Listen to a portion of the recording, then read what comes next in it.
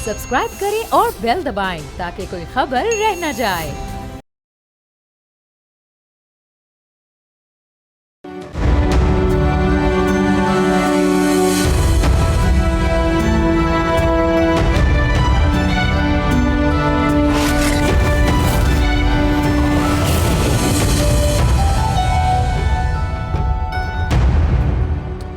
मशरिक़ वस्ता में जंग का दायरा मुसलसल वसी होता जा रहा है। इब्तिदा में फौजी अहदाफ को निशाना बनाया गया, फिर एयरपोर्ट्स, तवानाई के बुनियादी इंफ्रास्ट्रक्चर और मालियाती इदारे हमलों की जद में आए और अब बंदरगाहों की सिक्योरिटी भी शदीद खतरात से दो चार दिखाई देती है। ईरान की जानिब से गूगल, माइक्रोसॉफ्ट और ओरेकल जैसी बड़ी टैक कंपनीज और बैंकिंग निज़ाम को हदफ बनाने के ऐलानात ने आलमी तशवीश में मजीद इजाफा कर दिया है।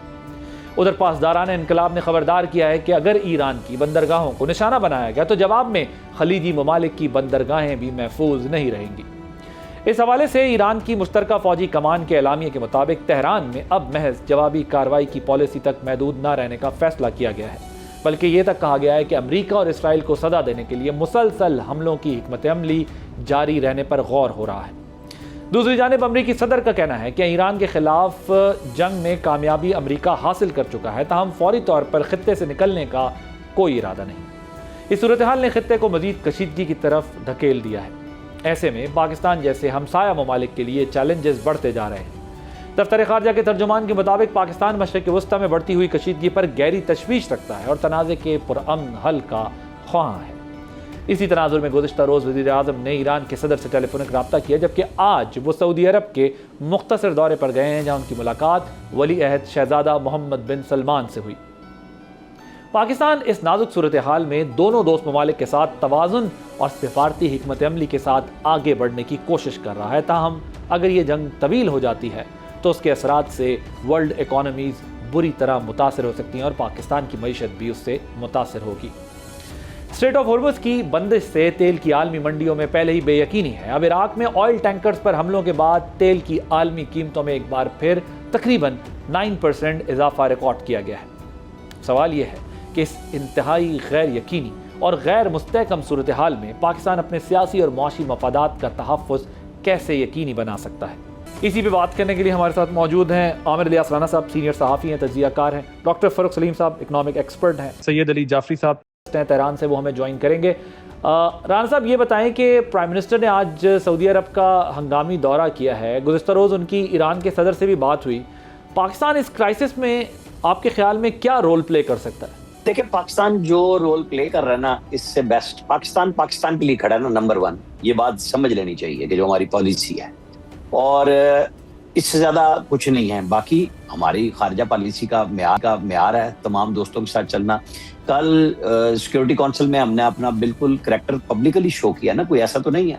जब ईरान पे हमला है तो हम उसकी मजम्मत करते हैं, और जो ईरान की तरफ से गल्फ ममालिक पे हमला हो रहा है उसकी हम मजम्मत करते हैं। पहले फील्ड मार्शल की आपने तस्वीर भी देखी और उनका ट्वीट जब आया, उनके जो खालिद बिन सलमान, मेरा ख्याल नाम यही है, उनके जो भाई हैं, दिफा हैं, उन्होंने कहा कि पाकिस्तान और सऊदी अरब का एक स्ट्रेटेजिक दिफाई मुआहदा है। आप ये समझें कि ये दौरा भी उसी की निशानदेही है कि जो पाकिस्तान और सऊदी अरब का मुआहदा है, क्योंकि पाकिस्तान सऊदी अरब के साथ खड़ा है। बिल्कुल किसी के जहन में नहीं होना चाहिए हम किसी के खिलाफ नहीं खड़े। हम पाकिस्तान के लिए, पाकिस्तान ने जो मुआहदा किया है कि एक पे हमला दूसरे का हमला, तो फिर वो हम सऊदी अरब के साथ इस पास को निभा रहे हैं। और प्राइम मिनिस्टर ने ज़ाहिर है परसों रात जब उनकी बात हुई है ईरानी सदर से, और उससे पहले भी बड़ा पब्लिकली पार्लियामेंट में स्टेटमेंट दिया इसहाकडार साहब ने आके कि हमने ईरान को बताई सारी बात और उन्होंने ऑनर की, क्योंकि बात वही थी कि हमारा सऊदी अरब के साथ एक मुआहदा है और आपकी तरफ से वहां पे खिलाफ वर्जी हो रही है। और फिर उन्होंने यकीन दहानी भी कराई कि नहीं करेंगे, और वो बड़ी हद तक पास भी कर रहे हैं। तो अमेरिकन इंस्टॉलेशन जो है, जाहिर है वो एक क्वेश्चन है जो ईरान के लिए है, उनकी सॉवरेनिटी का, लेकिन वही सॉवरेनिटी दूसरे गल्फ ममालिक के लिए है। लेकिन हमारा मुआहदा इनके साथ है, लिहाजा पाकिस्तान सिर्फ ये नहीं है कि सिर्फ और सिर्फ सऊदी अरब की बात कर रहा है। पाकिस्तान चाह रहा है मुस्लिम उम्मा की आपस में लड़ाई ना हो। जो हमारा अल्हम्दुलिल्लाह जो जून की लड़ाई के बाद नया कॉन्सेप्ट पूरी दुनिया के भी सामने आया कि चाहे वो 8 गुना बड़ी कुव्वत है या 6 गुना बड़ी कुव्वत है, हमने 4 घंटे में उसे लिटाया है। तो चीज़ों की समझ सबको है। साइबर वारफेयर में जो हमने उन्हें शिकस्त दी, जब उनके पास फ्रांस की टेक्नोलॉजी थी, इसराइल की टेक्नोलॉजी थी, रशिया की थी, वो कई ममालिक की टेक्नोलॉजी के साथ हमारे साथ जंग पे आए थे। हमने उन सबको फारिग किया था, बताया था। तो पाकिस्तान की एक पोजीशन बिल्कुल नए सिरे से आई और तभी ये सऊदी अरब के साथ हमारा एक मुआहदा भी हुआ। कतर को जिद पहुंची जब इसराइल ने हमला किया और अमेरिका ने उनको बिल्कुल आखिरी वक्त में बताया जब वो मिसाइल हमले शुरू हो चुके हुए थे। तो ये हमारा एक नया सिफारती रोल है और हम उसको बड़े अच्छे अंदाज से, अगर जब हम कभी पहले बात होती थी कि पाकिस्तान रियाज में, बीजिंग में, मॉस्को में और वाशिंगटन में इन है, तो अब आप तेहरान को भी समझ लें, दोहा को भी समझ लें, अब आप मनामा भी समझ लें, अबू धाबी भी समझ लें कि हम सबको साथ लेके चल रहे हैं। और पाकिस्तान की पॉलिसी यही है कि मुसलमान ममालिक आपस में न लड़ें, जो भी गलतफहमियां हो रही हैं, जो भी चीजें हो रही हैं, उनको हम मिला के चलाएं। कोशिश यही है कि ये जंग आगे फर्दर एग्रीवेट ना हो। वही सऊदी अरब पास भी कर रहा है, वो दूसरे रास्ते से हमें ऑयल भी फराम कर रहा है कि वो हमारी जो जरूरियात हैं वो भी पूरी कर रहे हैं। ईरान के साथ भी हमारी बात हो रही है, तो ये दौरा इसी चीज़ की निशानी है। ओके डॉक्टर साहब, आपके ख्याल में दोनों कंट्रीज इस वक्त पाकिस्तान से क्या एक्सपेक्टेशन कर रही होंगी और पाकिस्तान उनके बीच में बैलेंस क्रिएट करने के लिए, कुछ सिचुएशन को काम डाउन करने के लिए क्या कर सकता है? अभी मैं पर्टिकुलरली सऊदी और ईरान के कॉन्टेक्स्ट में आपसे पूछ रहा हूँ। देखिए, खारजा पॉलिसी के हवाले से पिछले कोई साल भर में जिस पेडेस्टल पे पाकिस्तान पहुंच गया वो मैंने पहले अपनी ज़िंदगी में नहीं देखा। यानी कि हम अमेरिका के भी दोस्त हैं, चीन भी हमारी बात सुन रहा है, रशिया से भी हमारे अच्छे ताल्लुकात हैं, सऊदी अरेबिया के साथ हमारा मुआहदा हो चुका है, ईरान हमारा हमसाया मुल्क है, वो भी बात सुनता है। लेकिन इस पर्टिकुलर इंस्टेंस में मेरा ख्याल है कि we are under contractual obligation. हम एक मुआहदा कर चुके हैं सऊदी अरेबिया के साथ और उस मुआहदे में ये है कि अगर किसी भी एक मुल्क के ऊपर हमला होता है तो उसको कंसिडर ये किया जाएगा कि दोनों मालिक के ऊपर हमला हुआ। तो मैं समझता हूँ कि एक मुश्किल गली में पाकिस्तान फंस सकता है, क्योंकि ईरान तो हमले कर रहा है, अपने सारे जो उसके हमसाया ममालिक हैं उनके ऊपर हमले हो रहे हैं। अब पाकिस्तान को क्लियर कट क्या स्टेप उठाना होगा? मेरा खदशा ये है कि जो उनके दफा के वजीर हैं प्रिंस खालिद बिन सलमान साहब, उन्होंने उस मुआहदे का कुछ जिक्र जरूर किया होगा। उस मुआहदे को इन्वोक अभी तक ऑफिशियली नहीं किया गया, लेकिन किसी स्टेज पे किया भी जा सकता है। तो फिर उस स्टेज पे जाके पाकिस्तान के लिए कुछ मुश्किलात सामने आ जाएंगी। एक हमारा हमसाया मुल्क है, दूसरे मुल्क के साथ हम मुआहदा कर रखे हैं, तो फिर हम किस तरफ जाएं? दूसरा जो इकोनॉमिक चैलेंजेस हैं इस जंग की नतीजे में, वो पाकिस्तान के लिए बड़े ख़तरनाक साबित हो सकते हैं। देखिए, इस वक्त जो हमारा खारजा अकाउंट है वो तकरीबन मुकम्मल तौर पे उसका इन्हिसार है रेमिटेंसेस के ऊपर। अगर वो $38 बिलियन जो पाकिस्तानी बाहर काम करते हैं वो पाकिस्तान को ना भेजें या उनमें कमी आ जाए, तो फिर पाकिस्तान का करंट अकाउंट जो है वो बैलेंस नहीं होगा। बड़ा शदीद किस्म का वहाँ पे इम्पैक्ट सामने आ सकता है। अब 38 बिलियन में से लगभग 30 अरब जो है वो गल्फ कंट्री से आता है। पाकिस्तानी तकरीबन 60 से 70 लाख बताया जाता है वहाँ काम करते हैं। तो जंग के बाद के हालात भी आप देखिए कि वहाँ पे इकोनॉमीज मेरे नज़दीक बहुत स्लो डाउन हो जाए, और उस स्लो डाउन के नतीजे में मुमकिनात में से है कि 5-10% पाकिस्तानी जो वहाँ काम करते हैं उनकी नौकरियाँ ख़त्म हो जाएं, उनको वापस पाकिस्तान आना पड़ेगा। $30 अरब जो गल्फ भेजता है उसमें भी हो सकता है 5-10-15% कमी हो जाए, उसका भी बहुत बड़ा चैलेंज होगा। और फिर तेल के हिसाब से हर $5 जो आलमी मंडी में तेल की कीमत बढ़ती है उसका पाकिस्तान को जो माशी इम्पैक्ट पहुंचता है वो $1 बिलियन का टीका लगता है, और वो टीका आपको पता है कि सारे पाकिस्तानियों को लगता है। तो यहाँ पे तो कोई $20-25-30 तक जो है वो तेल की कीमत बढ़ जाती है, तो फिर यहाँ पे वो टीका जो है वो कहीं $6-7 अरब पे जा सकता है अगर ये जंग लंबी रहे। ओके राना साहब, ये जो अभी डॉक्टर साहब भी बात कर रहे हैं कि अगर $5 पर बैरल भी इंक्रीज़ होता है तो फिर पाकिस्तानियों के ऊपर जो है वो $1 बिलियन का टीका लगता है, और ज़ाहिर है यहाँ पर तो टीका डबल लगा देते हैं, बल्कि ट्रिपल लगा देते हैं जल्दी से, लेवी समेत ही कि यार कम से कम गवर्नमेंट को किसी किस्म का बर्डन ना आए अपने मैटर्स को रन करने में। जाफरी साहब, ईरान ने टैक कंपनीज को टारगेट करने का ऐलान किया है, जबकि बंदरगाहों के हवाले से भी खबरदार किया है। क्या ईरान को ऐसी कोई धमकी मौसूल हुई है या कोई इंटेलिजेंस रिपोर्ट है कि इसराइल या अमेरिका ऐसा कर सकते हैं? जी देखें, जहाँ तक बात है टेक कंपनीज़ और इनको निशाना बनाने की, तो उसमें ईरान ने बड़े वाज़ेह तौर पे ये चीज़ कही है कि हम किसी भी ऐसे टारगेट को एक लेजिटिमेट टारगेट समझेंगे जो हमारे ख़िलाफ़ यूज़ होगा। अब उसमें टेक कंपनीज़ भी आती हैं, उसमें बाकी कंपनीज़ भी मुमकिन है जो भी अगेन इसराइल और अमेरिका के साथ किसी भी किस्म की पार्टनरशिप रखते हैं या हमकारी करते हैं, तो वो ईरान ने अपने लेजिटिमेट टारगेट के तौर पे उनको अनाउंस किया। और उसकी वजह ये है कि ईरान के अंदर परसों जो है वो एक बैंक को टारगेट किया गया, जो कि एक पब्लिक बैंक था, जिसमें यानी कोई मिलिट्री टारगेट नहीं था, कोई मिलिट्री इंस्टॉलेशन नहीं थी, या कोई ऐसा बैंक नहीं था जो मखसूस हो किसी इदारे के साथ या किसी मिलिट्री इंस्टीट्यूशन के साथ, लेकिन उसको फिर भी टारगेट किया गया, जबकि उसके अंदर एम्प्लॉयज़ मौजूद थे जिनमें मेरी इतलात के मुताबिक चंद की शहादत भी हुई है। तो उसके बाद उसके रिस्पांस में ईरान ने अब ये बात की है कि हम बैंक्स को और जो टेक कंपनीज़ हैं इनको भी टारगेट करेंगे, और ये उसके रिस्पांस में किया जा रहा है। राना साहब, ये बताएं कि ये जो 55 रुपये का इजाफा है ऑल ऑफ सडन जो किया गया, उस वक्त तक तो 15 डेज़ के स्टॉक की बात की जाती है थे, तो ये जो तेल कंपनियों की जेब में पैसा गया है और जो क्रिटिसिज्म हो रहा है, आपके ख्याल में कितना वैलिड क्रिटिसिज्म है, या मिनिस्ट्री ऑफ पेट्रोलियम ने कुछ हेस्ट में काम किया? क्योंकि जितने एक्सपर्ट्स हैं वो ये कह रहे हैं कि इसको थोड़ा सा अवॉइड किया जा सकता था, ये नंबर थोड़ा सा कम किया जा सकता था जितना तेज़ी से बढ़ाया गया और OMCs को फ़ायदा दिया गया। इसकी दो तरह से है। बिल्कुल फ़ायदा OMCs को गया, और फिर पेट्रोल के जो मालकान है पेट्रोल पंप के, उनको फ़ायदा गया, आम आदमी को डज लगी। लेकिन इस पर हम जब ज़ाहिर बात करते हैं कि लेवी डीजल पे, मतलब अगर डीजल की कीमत और ज़्यादा बढ़ती तो वो एक और बहरान होता। आप पेट्रोल में, बिल्कुल मैं इस बात के लिए हूँ कि भाई मोटरसाइकिल, रिक्शा, छोटी गाड़ी वाले सब के लिए बहुत बड़ा नुकसान हुआ। लेकिन दूसरी तरफ एग्रीकल्चर आपकी खड़ी हुई है, सारी मईशत है, ट्रांसपोर्टेशन उसके ऊपर है, डीजल पे है। तो ये गवर्नमेंट ने, और उस वक्त जिस तरह यहाँ पे अफवाह साजी हुई कि जी पता नहीं पेट्रोल खत्म हो रहा है और बढ़ रहा है, और हम लोग तो फिर फौरन भाग पड़ते हैं, इस तरह तो बैंक दिवालिया हो जाते हैं। यहाँ पे पेट्रोल की किल्लत बननी वो मजबूरी थी कि आपको पता है कि आपको पेट्रोल कितना मिलना है, उतना ही मिलना ना जितनी गाड़ी में गुंजाइश है, और 2-2 किलोमीटर की लाइनें लग के लोग खड़े हो गए लेने के लिए। तो वो फैसला, मैं कल भी बात कर रहा था कि ये फैसला जरा जल्दी कर लेना चाहिए था, बजाय इसके कि लंबी लाइनें हो गई।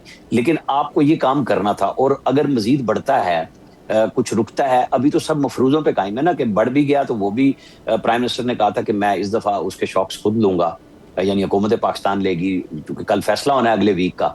और फिर आगे आइंदा आने वाले दिनों में अगर बढ़ता है तो पास ऑन तो फिर वो होना ही होना है, कोई भी किसी तरह से कर नहीं सकता। वो उस वक्त अगर हुकूमत की तरफ से देखें तो एक मजबूरी है, आम आदमी की तरफ से देखें तो वो भी मजबूरी है।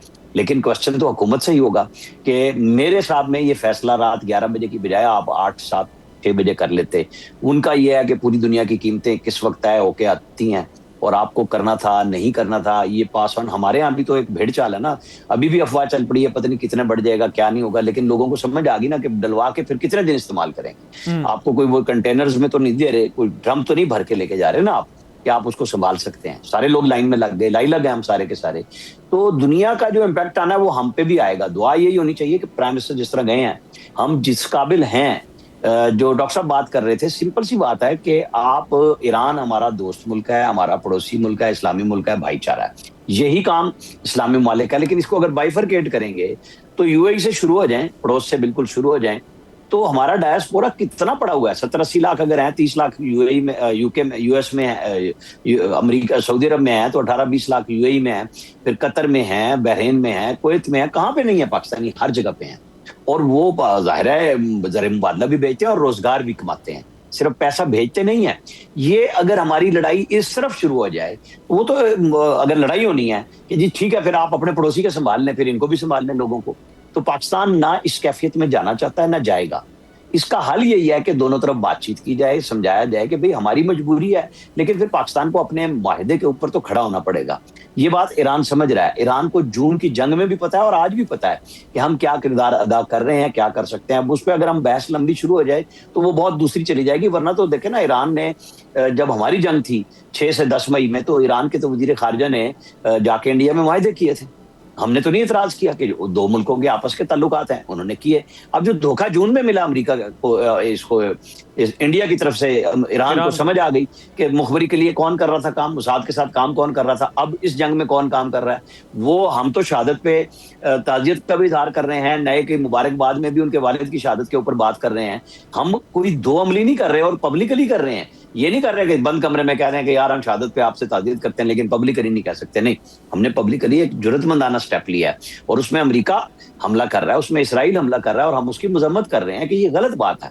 लेकिन साथ ही हम ये चाहते हैं कि इस गुस्से में अमेरिकी अड्डों के नाम पे उन दोस्त ममालिक की तरफ भी ना जाएं। बहरहाल एक तनी हुई रस्सी है जिस पे हम चल रहे हैं और हमें चलना होगा। ज़ाहिर है दुनिया के साथ जब चलना है तो फिर आपको सामने होकर चलना है। जो आप बंद मदद कर रहे हैं वो उस मुल्क को अब ख्याल करना होगा जिसका नाम ईरान है। ओके, यहाँ एक ब्रेक लेंगे। ब्रेक के बाद जब वापस आएंगे तो कुछ और इंपॉर्टेंट इश्यूज डिस्कस करेंगे after the short break.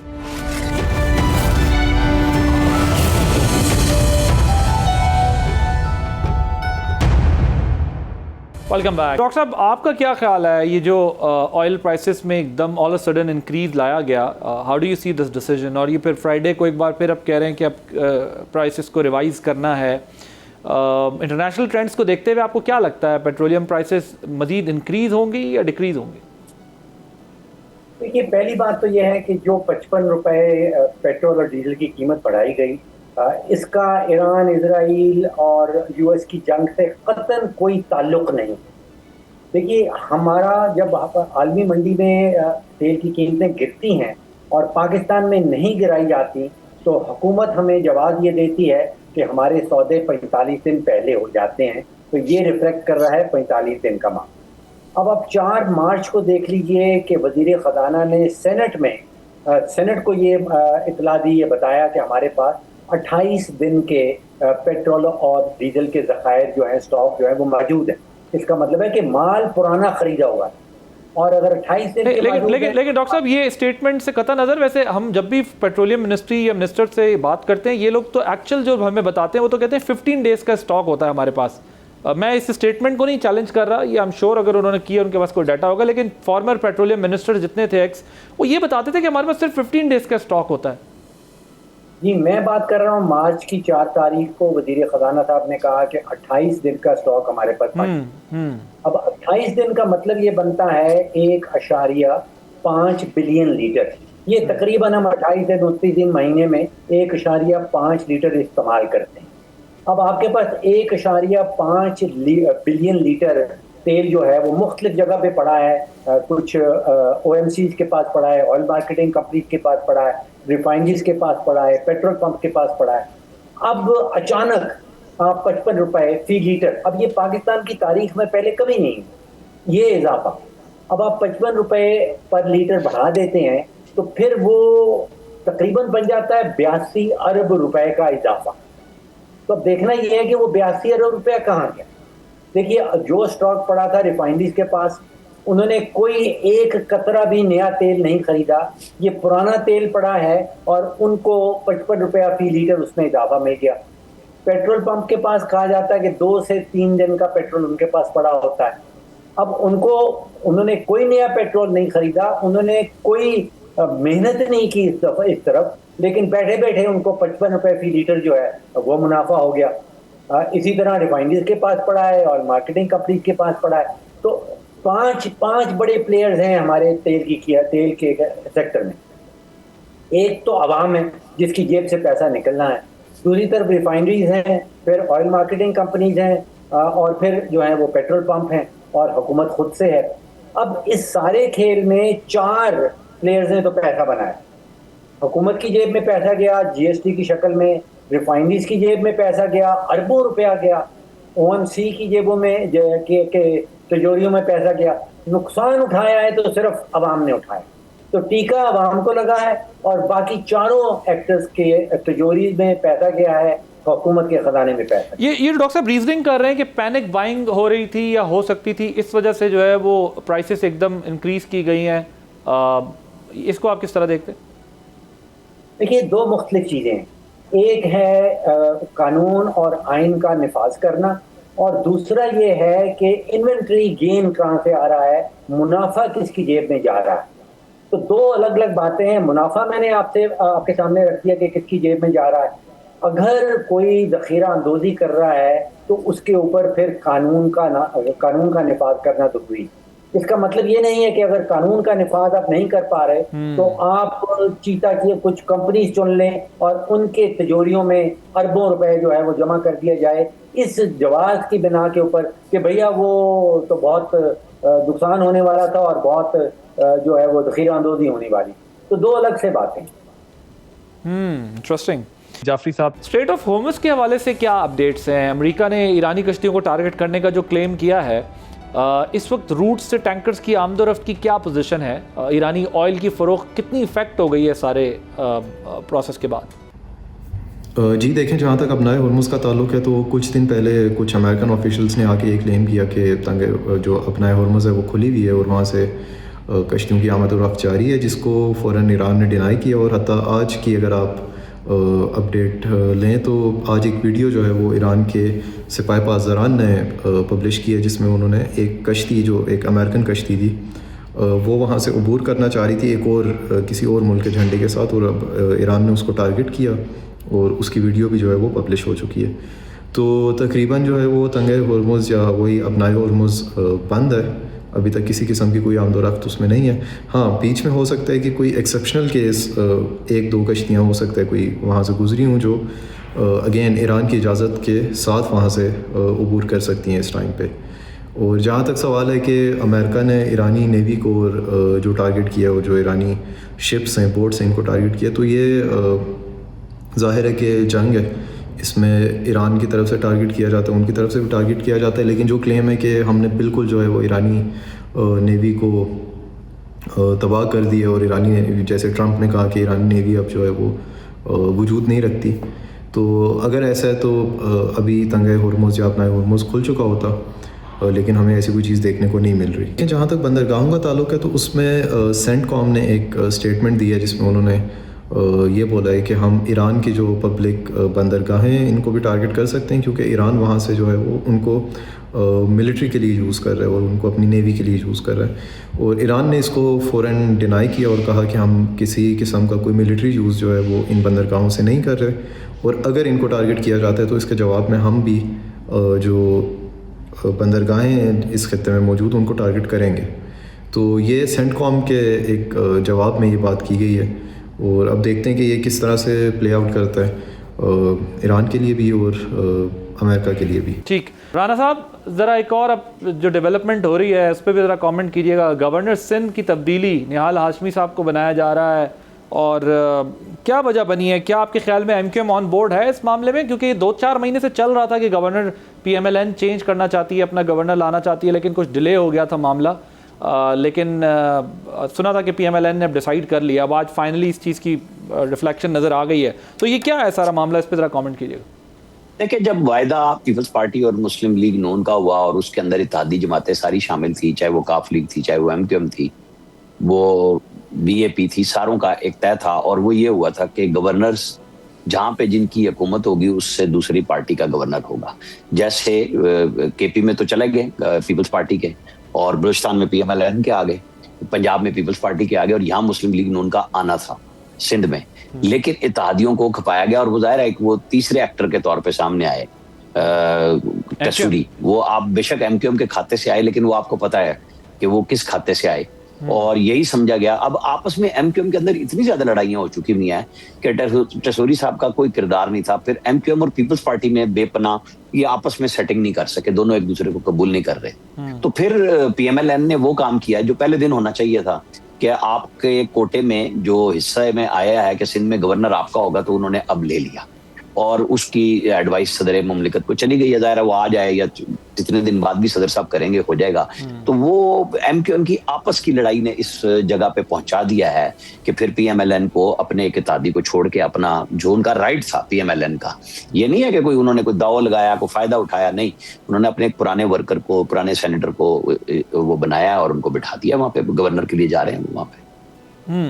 Okay, सो आपके ख्याल में MQM की अंदर इतने अभी फैक्शंस बने हुए हैं, इतनी डिवाइड है कि कोई फ़र्क नहीं पड़ेगा उनसे अगर गवर्नर वापस भी ले लिया, MQM इस पर बहुत ज़्यादा कोई एहतजाज या इख्तिलाफ नहीं करेगी? नहीं, वो करें भी सही, उनका राइट है, वो कहेंगे कि आप हमसे पूछ लेते, हम आपको दूसरा बंदा दे देते, या कुछ ना कुछ इत्यादियों को एतमाद में लिया जाता है। इसके अंदर गारंटर बहुत मौजूद है ना, जिसकी वजह से पहले PMLN ने अपना बंदा नहीं दिया, तो वो गारंटर्स को भी समझ आ गई ना। तो एस्टैब्लिशमेंट गारंटर है ना इस मुआहदे की, जो पीपल्स पार्टी, मुस्लिम लीग नून, सारी तादियों जमातों का और मिलकर चल रहे हैं, जिसको ख्वाजा आसिफ हाइब्रिड निजाम कर रहे हैं। तो ये उसी का शाखसाना है ना कि भाई अगर आप नहीं संभाल सकते चीजों को तो फिर ठीक है, फिर PMLN ने अपना कदम बढ़ाया और ले लिया। ठीक, यहाँ एक ब्रेक लेंगे, ब्रेक के बाद जब वापस आएंगे तो कुछ और इंपॉर्टेंट इश्यूज डिस्कस करेंगे आफ्टर दिस शॉर्ट ब्रेक।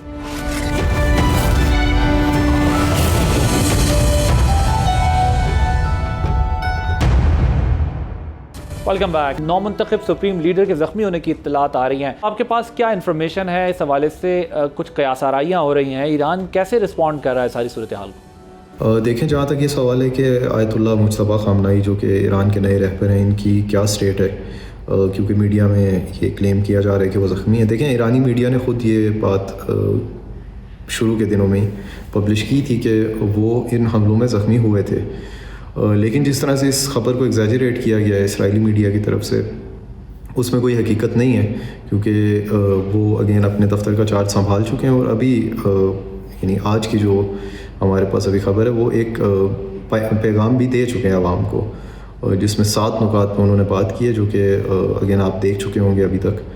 तो इस हवाले से जो है र्यूमर्स बहुत ज़्यादा हैं, लेकिन ज़ाहिर है कि वो उनको इस पैगाम के आने के बाद जो है वो डिनाई किया जा सकता है कम्प्लीटली। ठीक, आमिर साहब, ये जो IMF का जायज़ा मिशन भी अब हम देख रहे हैं मुकम्मल हो गया है और IMF ने अपने एलामिये में इत्मीनान का इजहार भी किया है, लेकिन अभी स्टाफ लेवल एग्रीमेंट जो है वो नहीं हुआ है।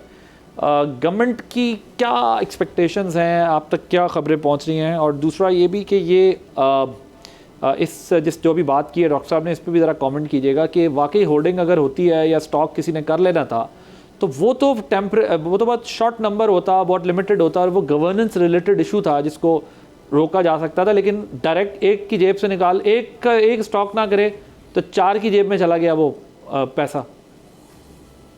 देखें, पैनिक बाइंग थी, ज़ख़ीरा अंदोज़ी नहीं थी। जो डॉक्टर साहब को मैं चैलेंज नहीं कर रहा, उनके फिगर्स को भी, ये 19 से 21 अरब रुपए का बना है, जिसमें ज़ाहिर है गवर्नमेंट ने अपने टैक्स लेवी वगैरह सारी वसूल की है, प्रॉफिट गया है, ऑयल कंपनियों के पास भी गया है, डीलर्स के पास भी गया, जो मैं पहले भी कह रहा था। लेकिन ये अगर ना करते तो क्या करते? क्या आप लोगों को कानून नफाज करने के लिए डंडे मारते तो लोग पिछड़ जाते पेट्रोल पंपों से? एक नई आप कैफियत अपने लिए पैदा कर लेते, जो बहुत मुश्किल हो जाती। क्योंकि ये जैसे मैंने बैंक की मिसाल दी थी कि जब अफवाह फैल जाए तो उसको तो कोई नहीं रोक सकता ना, फिर तो लोग जाते हैं कि अपने पैसे निकलो, और बैंकों के पास पैसे नहीं होते। ये जो हमारे 23 से 28 दिन के रिजर्व्स हैं, वो नेशनल सिक्योरिटी के हवाले से इंपॉर्टेंस पे है ना, कि आपको तो किसी भी इंडिया से लड़ाई हो जाए, किसी से भी हो जाए, तो हर वक्त ये तो रिजर्व हर सूरत में रखना है, और आपको उसके साथ साथ नया आना है। बिल्कुल, हम खुद तनकीद कर रहे हैं, बोल के कर रहा हूँ कि आपको वो भी रखने हैं, लेकिन क्या आप और हम जो आम आदमी है वो रुक जाता उस पेट्रोल को लेने से, जो लाइन में लग गया था, जहां पे सोशल मीडिया पे सुबह सुबह शुरू हुई, दोपहर को लाइनें लग गई। तो वो जैसे ही अनाउंस हुआ है 55 रुपए, आप देखें उसके बाद कहीं लाइन नजर आई है? हमारा भी तो मसला है ना, हम भी तो भेड़ चाल में चलते हैं सारे के सारे। और बिल्कुल गवर्नमेंट के ऊपर पास ये जिम्मेदारी आती है कि ये प्रॉफिट जो हुआ तो आपने तो अपनी लेवी में ले लिया, तो बाकी पैसे तो इन्हीं के पास गए ना, निकले मेरी और आपकी जेब से, आम आदमी की जेब से। ये तो क्वेश्चन हो रहा है और उसके ऊपर वो तनकीद का सामना भी कर रहे हैं। लेकिन वो ना करते तो आपका तो ये जिस तरह हम लोग निकले हुए थे, वहां पे रिजर्व तो कहाँ रहने थे? फिर खदशात थे और हैं कि किसी भी वक्त पेट्रोल तो रुक सकता है। राशन बंदी, वाराबंदी जब भी होनी है, अभी तो आपको सऊदी अरब दे रहा है ना दूसरी तरफ से लाके के टैंकर्स को, वो अपनी दूसरी पाइपलाइन से दे रहा है, हमारी हेल्प कर रहा है। हम ईरान के साथ भी बात कर रहे हैं, लेकिन जब आपकी इंश्योरेंस हाई रेट्स पे चले जाए, रिस्क हाई हो जाए, तो आपने हुर्मत से भी निकलते हुए तो आप तो फंस जाते हैं ना, फिर बेपनाह पैसे लगते हैं। यही वो चीजें हैं 2-4 जो समझने की हैं, गवर्नमेंट के भी और हमारी भी, कि अब ये हो गई है, ये चट्टी हमें पड़ गई है, ये वापस नहीं होनी। लेकिन आइंदा के लिए इसके ऊपर होगा। अब ये जो हम सऊदी अरब से बात कर रहे हैं, तो इसके अंदर भी तो हमारे अपने पाकिस्तान के आम आदमी के मफादात है ना। चीजें तो हमारी बड़ी तय हो रही थी, इकोनॉमिक पैकेज एक फाइनल होना था, और उसके बाद मोहम्मद बिन सलमान ने ईद के बाद पाकिस्तान आना था, जो मेरी इत्तला है कि उसको साइन करना था एग्रीमेंट को। लेकिन अब इस लड़ाई ने, वो अल्लाह जाने वो लंबा कितना होता है। प्राइम मिनिस्टर की मुझे अपनी पर्सनल इन्फॉर्मेशन है कि पूरा जोर था कि ये एग्रीमेंट ईद के बाद मोहम्मद बिन सलमान आए और हो जाए, लेकिन ये इसराइल और अमेरिका अपनी जंग पे है। उनकी तो ख्वाहिश है कि अरब और ये गल्फ ममालिक, सारे अरब ममालिक जो हैं, और इनकी ईरान की लड़ाई शुरू हो जाए। लोग कह रहे हैं ना कि इनकी लड़ाई होगी, दोनों तरफ असला बेचेंगे, पहले भी वो बेचते रहे हैं। और क्या मुआहदे में क्या होना था मुआहदे में आमिर साहब? पाकिस्तान सऊदी अरब के? ये वो इकोनॉमिक पैकेजेस थे ना, देखिए अब ना खैरात का टाइम रहा है कि आपको कोई डोनेशन देगा या आपके पास पैसे वो तो बहुत पुरानी बात हो गई। अब 4-5 साल से सऊदी ने अपना मॉडल चेंज कर लिया। प्राइवेट सेक्टर के साथ भी बिजनेस मुआहदे हो रहे थे, सूबाई हुकूमतों के साथ भी थे। मतलब उनकी एक ख्वाहिश है कि जिस मुल्क के साथ हम दिफाई तौर पे अपना ताउन लेना चाहते हैं तो वो इक्तिसादी तौर पे पायदार तो होना, कोई थोड़ा सा खड़ा हो। इस तरह नहीं हो सकता कि आपके अंदर इतने पैसे डाल दें और आप वो सारे फिर छलनी में से निकाल के और एकदम खा पी जाएं, जो हमारे 78 साल से यही कुछ हो रहा है। वो चाह रहे थे कि पायदार इन्वेस्टमेंट हो, उसमें मुआहदे की गुफ्तगू फाइनल मराइल पे थी। वो मैं कह रहा हूँ कि इकोनॉमिक पैकेज। डॉक्टर साहब, टुवर्ड्स द वेरी एंड अब ये किस तरफ चीज़ें आपको जाती दिखाई दे रही हैं, क्योंकि अभी तक ज़ाहिर है फायर फाइटिंग तो की जा रही है लेकिन उसका कोई रिजल्ट निकल नहीं रहा, सिर्फ फायर और फाइटिंग अलग अलग ही जो है वो चल रही है। सो क्या लगता है आपको अभी वेयर आर वी हेडिंग, ये सारी सिचुएशन किस तरफ जा रही है? इस वक्त ईरान और अमेरिका और इसराइल ने जो इस वक्त अपनी जंग के ज़रिए पूरे रीजन बल्कि पूरी दुनिया का वर्ल्ड ऑर्डर, इकनॉमिक ऑर्डर जो है वो डिस्टर्ब कर दिया, चाहे वो रूल बेस्ड ऑर्डर उड़ाओ चाहे वो इकनॉमिक ऑर्डर उड़ाओ। सो आप कैसे एनालाइज कर रहे हैं आने वाले दिनों में सिचुएशन को? ज़रा कंक्लूडिंग रिमार्क्स दीजिएगा। देखिए, जंग के फौरन बाद खास तौर पे पाकिस्तान को, जैसे मैंने कहा कि 2 या 3 बहुत बड़े चैलेंजेस मुझे नज़र आ रहे हैं करंट अकाउंट के हवाले से, क्योंकि गल्फ से हमारे जो वर्कर्स काम करते हैं उनकी रिमिटेंसेस का क्या होगा, ऑयल की प्राइस के हवाले से कि अगर ऑयल जो है, जैसे मैंने आपसे बताया कि $5 के ऊपर तकरीबन $1 बिलियन का जो है वो टीका लग जाता है। दूसरी तरफ कुछ अपॉर्चुनिटीज हैं पोस्ट वॉर, यानी कि जब जंग खत्म हो जाएगी तो अमेरिका तो ऑलरेडी डिक्लेयर कर चुका है कि वो एक्टिव प्लेयर जो है एज ए सिक्योरिटी गार्डियन वो इस खित्ते में नहीं रहना चाहता, और उसका फिर जो नेट सिक्योरिटी प्रोवाइडर है इस इलाके में, जिसके पास ट्रेनिंग भी है, जिसके पास तजुर्बा भी है, जिसके पास पर्सनल भी हैं, वो पाकिस्तान बचता है। तो वहाँ पे मुझे नज़र आता है कि जो काम सऊदी अरेबिया ने पाकिस्तान के साथ किया, ये बहुत सारे गल्फ के बाकी ममालिक जो हैं वो भी पाकिस्तान के साथ करना चाहेंगे। तो वो जो डिफेंस सर्विसेज सेक्टर का एक बहुत ही बड़ा वसी सेक्टर है, वो उसमें मुझे पाकिस्तान के लिए बहुत बड़ी ओपनिंग नज़र आती है। फिर ईरान के हवाले से, क्योंकि ईरान के ऊपर अभी तो सैंक्शंस लगी हैं, एक वक्त आएगा जब ईरान के ऊपर सैंक्शंस जो है वो ख़त्म हो जाएंगी। जब सैंक्शन ख़त्म होती हैं तो वो एक ऐसा मुल्क है जिसके पास तकरीबन 150 अरब बैरल तेल का है, उसके पास कोई 33 ट्रिलियन क्यूबिक फुट गैस है, और ये सारी गैस और सारा तेल जो है ये ज़्यादातर कंज्यूम होना है इंडिया में और चाइना में, और इन दोनों मुल्कों के दरमियान बैठा है पाकिस्तान। तो ये सारा का सारा तेल या ज़्यादातर तेल और गैस पाकिस्तान के थ्रू गुजर के जाएगी, और मैं समझता हूँ कि कोई 8, 10, 12 बिलियन डॉलर की सिर्फ ट्रांजिट फीस जो है वो इसमें से जनरेट हो सकेंगी। Interesting, very interesting. Thank you so much doctor Farooq Salim साहब और आमिर इलियास राना साहब, वक्त देने का बहुत शुक्रिया। आपने प्रोग्राम देखा, आदिल आबाद को इजाज़त दीजिए। अल्लाह हाफ़िज़।